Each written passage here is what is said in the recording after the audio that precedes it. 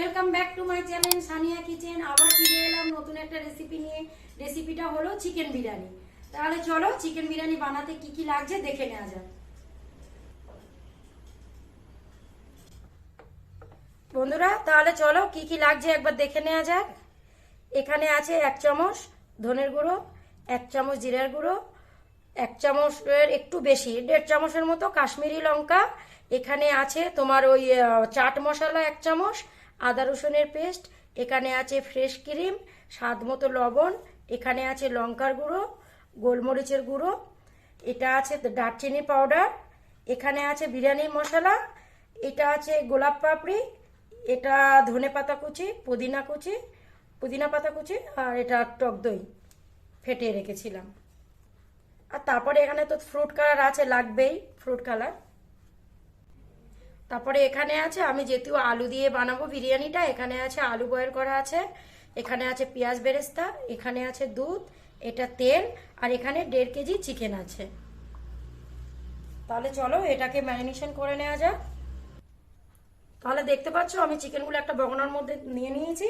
এবার ম্যারিনেশন করব। ওর মধ্যে দিয়ে দিলাম আদা বাটা, এখানে দিলাম স্বাদ মতো লবণ, দিলাম চাট মশলা, গোলমরিচ গুঁড়ো, জিরা গুঁড়ো, ধনে গুঁড়ো, দারচিনি পাউডার, লঙ্কার গুঁড়ো, কাশ্মীরি লঙ্কার গুঁড়ো, এখানে আছে ফ্রেশ ক্রিম, দিয়ে দেবো পুদিনা পাতা কুচি,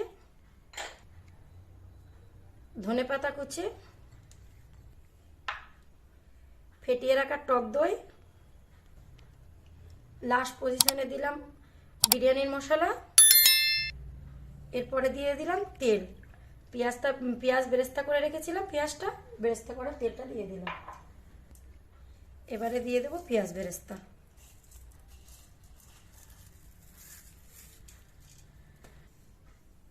তাহলে দেখতে পাচ্ছ আমি সব মশলাগুলো দিয়ে দিয়েছি। এটাকে ভাবে ম্যারিনেট করে নেব।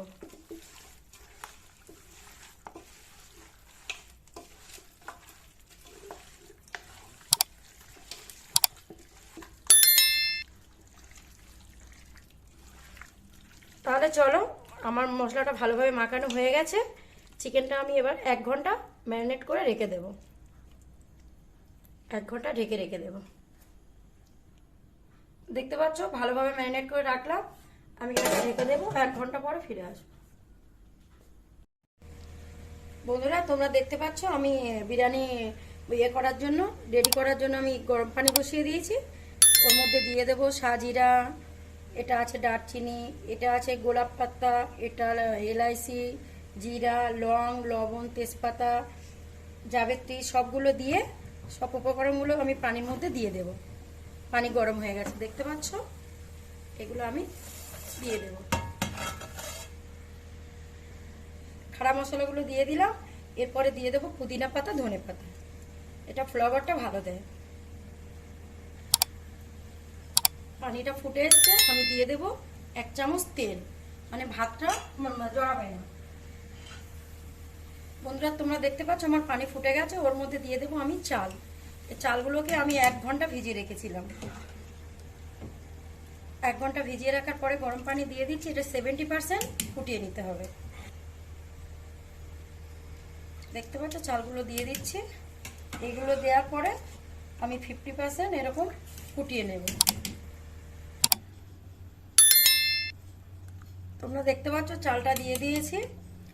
আমি চাল নিয়েছি এখানে 1 কেজি, যেহেতু আমি ওখানে চিকেন নিয়েছি 1.5 কেজি, তো 1.5 কেজির সঙ্গে 1 কেজি বাসমতি রাইস দিয়েছি আমি। দেখো বন্ধুরা আমার ভাত হয়ে গেছে দেখতে পাচ্ছ। ভাতটাকে আমি 50% ফুটিয়ে নিয়েছি। বন্ধুরা তোমরা দেখতে পাচ্ছ আমি ম্যারিনেশন করে রেখে দিয়েছিলাম চিকেনগুলো, উপর দিয়ে আলুগুলো দিয়ে দিলাম। দেখতে পাচ্ছ আলুগুলো দিয়ে দিয়েছি। এবার আমি দিয়ে দেবো বিরিয়ানির মশলা একটু এর উপর দিয়ে,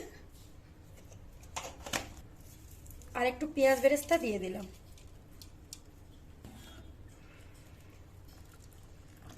দেখতে পাচ্ছ আমি মশলা দিয়ে দিয়েছি। ওর মধ্যে এবার আমি ভাতগুলো দিয়ে দেব।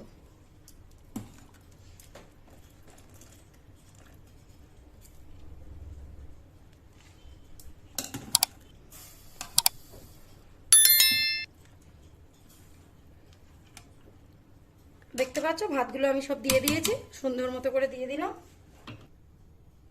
বন্ধুরা তোমরা দেখতে পাচ্ছ ভাতটাকে আমি সাজিয়ে নিয়েছি। এরপরে এর উপর থেকে দিয়ে দেব তেল। আমি পেঁয়াজ বেরেস্তা করেছিলাম, সেই তেল রেখে দিয়েছি, সেই তেলগুলো দিয়ে দিলাম। তেল দিয়ে দিয়েছি, তারপরে দিয়ে দিচ্ছি আমি দুধ।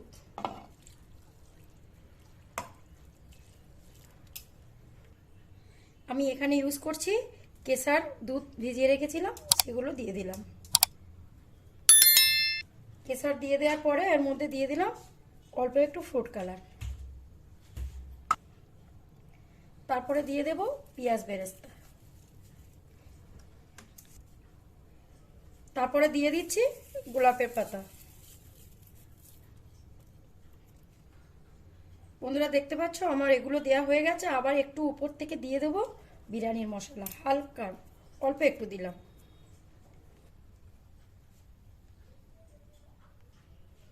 তোমরা দেখতে পাচ্ছ মশলাটা দিয়ে দিয়েছি। এরপরে দিয়ে দেবো একটু পুদিনা আর ধনেপাতা কুচে দিয়ে দিয়েছি। দেখতে পাচ্ছ বিরিয়ানিটা আমার পুরো একদম সাজানো হয়ে গেছে। এটাকে আমি ঢেকে দিচ্ছি, ফিরে আসবো 40 মিনিট পরে।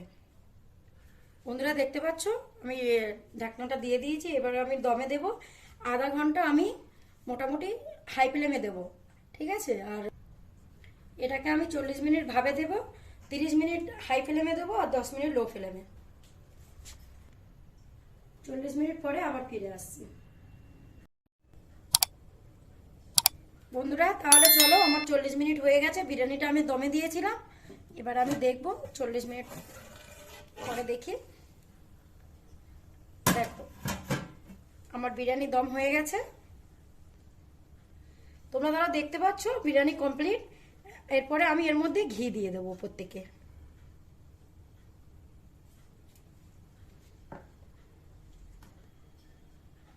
আমি ঘি দিয়ে দিলাম। এবারে বিরিয়ানিটাকে আমি সার্ভ করে নেব। তাহলে আমি বিরিয়ানিটা সার্ভ করে নিচ্ছি।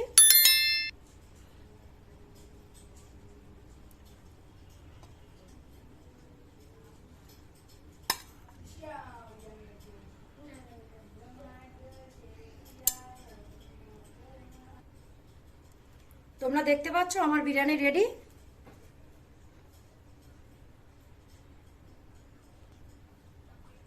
তাহলে দেখে নাও আমার বিরিয়ানি পুরো কমপ্লিট, সার্ভ করা হয়ে গেছে। দেখে নাও কেমন দেখতে লাগছে।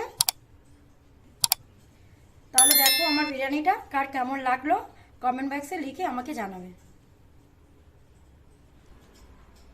বন্ধুরা তাহলে তোমরা দেখে নিলে আমার বিরিয়ানি বানানো কমপ্লিট। তাহলে ভিডিওটা আমি এখানেই শেষ করছি। আমার ভিডিওটা ভালো লাগলে লাইক কমেন্ট শেয়ার করো আর সাবস্ক্রাইব করতে ভুলবেন না। তাহলে তোমরা আমার ভিডিওটা একটু বেশি বেশি করে শেয়ার করো, আমাকে একটু সাপোর্ট করো, যাতে আমি নতুন নতুন রেসিপি তোমাদেরকে দেখাতে পারি। তাহলে আজকের ভিডিও এখানেই শেষ করছি। আবার ফিরে আসছি নতুন একটা রেসিপি নিয়ে।